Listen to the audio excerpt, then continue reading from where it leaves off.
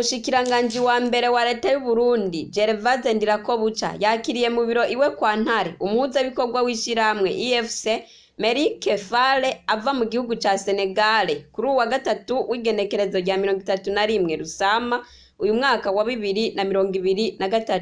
Muri uwo mubonano bagiraniye bakaba baganiriye ku bijanye n'ivyo bifuza gufasha leta y'u Burundi na cane cane abanyamitahe bahurumbire kuzana imitahe yabo mu Burundi no guteza imbere ibisata biha ubuzi abantu bigateza imbere igihugu. Dukurikire Moise Nkurunziza umuvugizi w'umushikiranganji wa mbere wa leta y'u Burundi atubwire ido nido ry'uwo mubonano.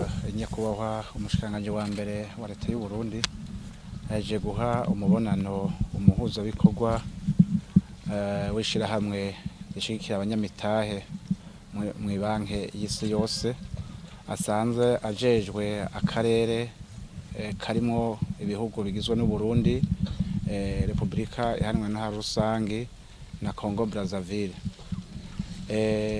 Uyo muhuzabikorwa rero akaba yaraje kugira ngo aganire na nyakubahwa umushikiranganji wa mbere wa leta y'u Burundi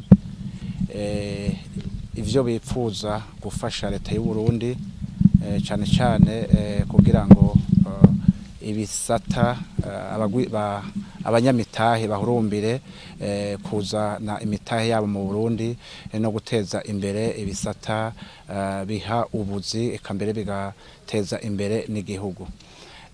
Uyo muhuzabikorwa rero yaganira na nyakubahwa umushikiranganji wa mbere cyane cyane ku bintu twovuga bitatu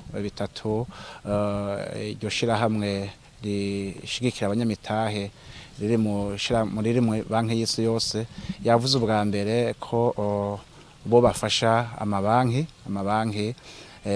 hano mu gihugu cyacu Burundi bakayaronsa uburyo kugira ngo nayo ayo mabanki ashobore kuburonsa gutanga ingurane kuri b'abanyamitahe bipfuza guteza imbere igihugu cyacu Burundi.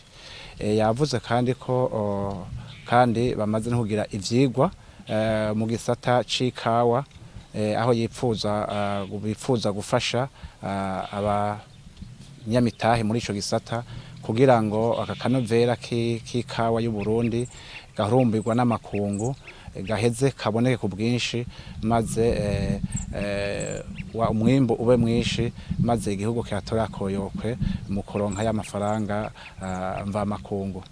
Yavuze kandi ko bipfuza no gufasha mu gisata c'isukari ko naho nyene bamaze kubona ko u Burundi bufise isukari ryoshe none ko ari vyiza ko abanyamitahe bashiramwo uburyo kugira ngo ico gisata gitere imbere. Yanavuze ica gatatu ko bipfuza kandi gufasha abanyamitahe bipfuza kwinjira mu gisata c'ubutare. Yagarutse ku itegeko ririko ririgwa code minier ko aho avuga ati iryo baryiza rero iryo tegeko ryuguruye kugira ngo abanyamitahe baheze baze muri ico gisata atantamamye bafise. Nyakubahwa umushikiranganji wa mbere yakengurutse urwo rugendo uyo muhuzabikorwa aho yavuze ati intumbero nyamukuru ya leta ari imwe ati kugira ngo umurundi wese aronke ico ashira ku munwa aronka afungure kandi yongera aronka amafaranga bizokunda ari uko abanyamitahe abagwizatunga bazanye imitahe mu bisata bitandukanye vya leta y'u Burundi. Ati rero ni muje hageze muje kandi muri mu ntumbero nyamukuru ya leta y'u Burundi. Yabateye intege rero abipfuza ko iwe umuryango wuguruye kuco bipfuza kandi cyose yuko bayagananya kwa mushikanganje wa mbere ku miryango yuguruye kandi ko bateye intege ko babandanya bateza imbere abanyamitahe kugira ngo ubutunzi bw'igihugu bwisununure. Iradiyo televiziyo RTBB Nijwi ryiza ry'Uburundi bwiza.